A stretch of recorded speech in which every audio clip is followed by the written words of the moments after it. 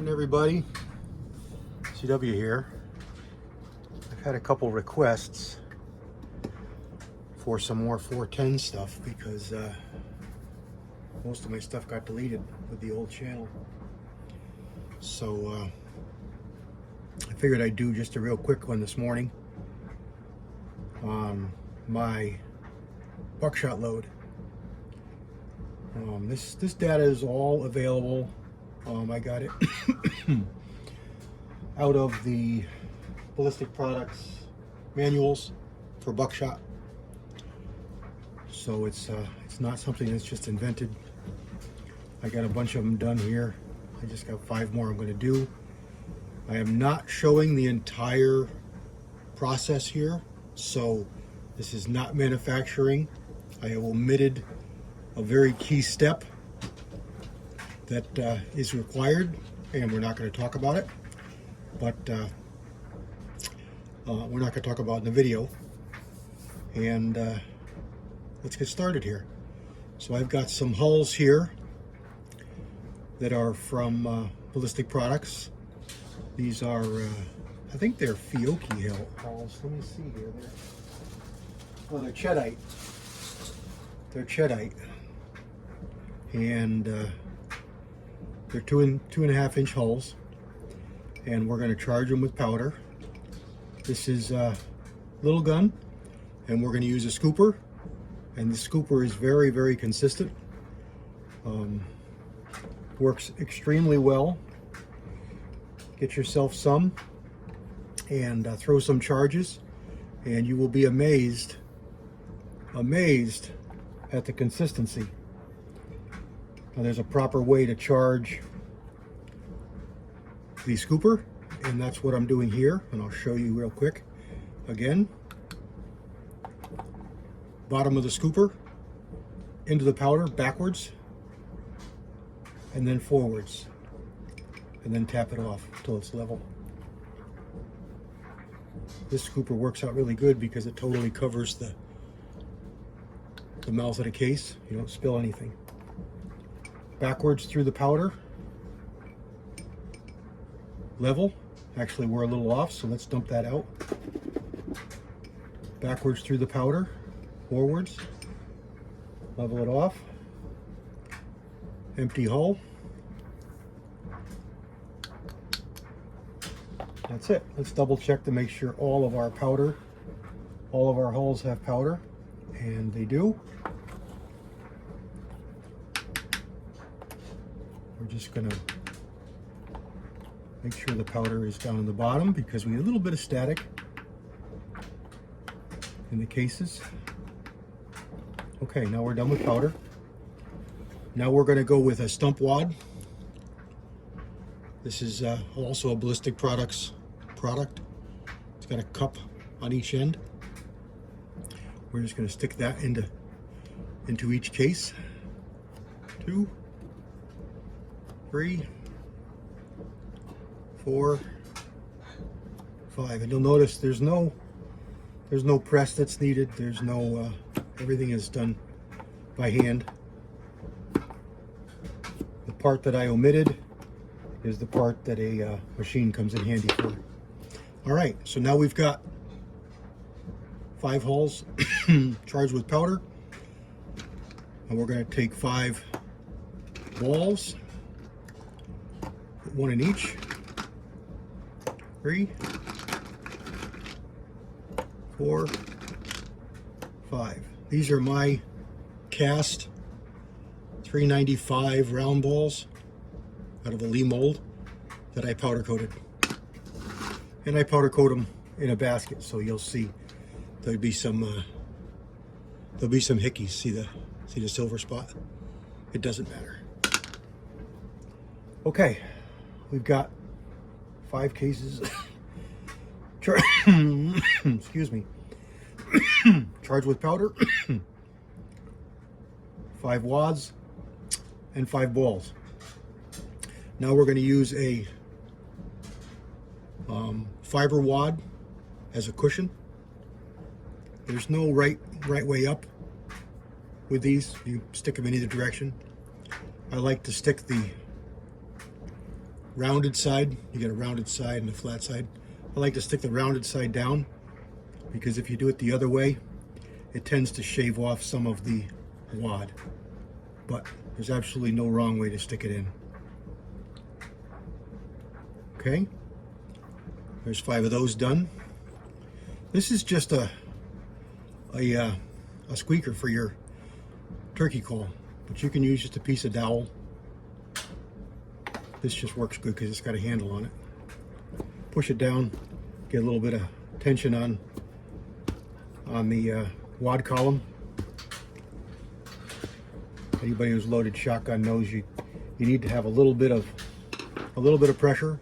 Okay, now powder, wad, ball, wad. Let's put a second ball in. 1, 2, 3, 4, 5. Okay, this is a 2-ball load. We're going to top it off with a thicker card. You've got a thin card and a thick card. I use the thicker card just because we got a little bit of space to take up there, and it makes for just a little bit nicer roll. Now these are also the same way. You've got a rounded and you've got a square. Doesn't really matter which way they go in, but they'll feed in easier with the rounded side first. So that's the way we're positioning them here. And I'm just going to mark these because I load 390 and 395 grain, I'm sorry, 395 diameter balls. So I want to know that these are 395s. So I'm just going to write a 5 on these. I know it's not number 5 shot because I wouldn't load these this way. So I know this is going to be a buckshot load just by looking at it. You can label yours however you like, but I made a 5 on all of mine. All right, so I'll put all that away. Now we'll take these and push one of these on top of that one of these on top of that one for all 5. And the last thing we're going to do, push these down and just get a little bit of positive pressure. Not scientific, you're putting plenty of pressure on everything. You just want to make sure everything is down there where it's supposed to be. Now let me reset you up with the drill press and the roll crimper. Stand by. I'll set back up. And there's a couple different roll crimpers. This is a metal one, steel one, and it's got 2 rollers in it, or 2 pins in it, opposed, and there's a set screw there to hold them. And this one here doesn't have anything. This one here is made out of a computer, you know, a laser printer, and it works pretty good. But this one works just a little bit better. I like to give it a little bit of squirt of some lube. I just hold it on there and go, and I set this drill press to come down just so far. So that's as far as it can come down. And that's set so that when I put the casing in here, that's it. So they're all the same. And it's as simple as turning it on, spinning it, and it rolls the top right over. It's going to be a little noisy, so you may not be able to hear me very well. But we've only got 5 to do, so I'll do 1, show it to you, and then do the other 4. All right, stand by. Here we go.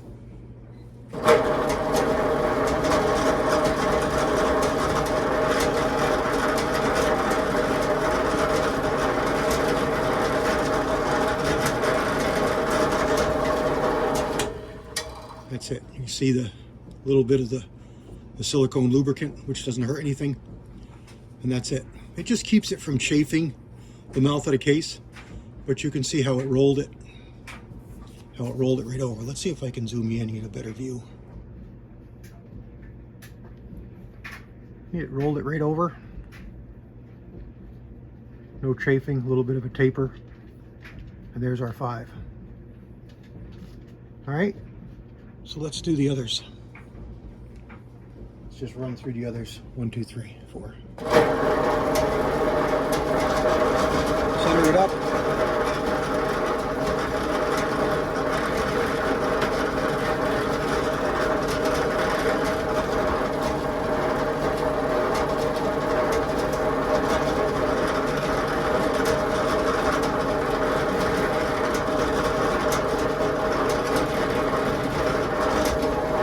That's it. Simple Simon.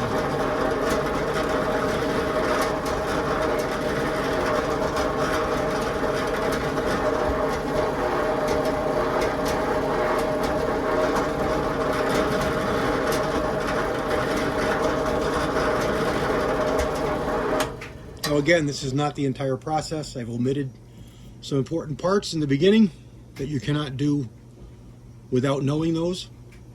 So any YouTube auditors, this is not the complete process. I have not shown how to completely load this. This is just the finishing process. So you're missing very key components of the process. There's also a clamp that's made that would hold that speed lever on it, and then you got a big thing to hold and it won't spin on you.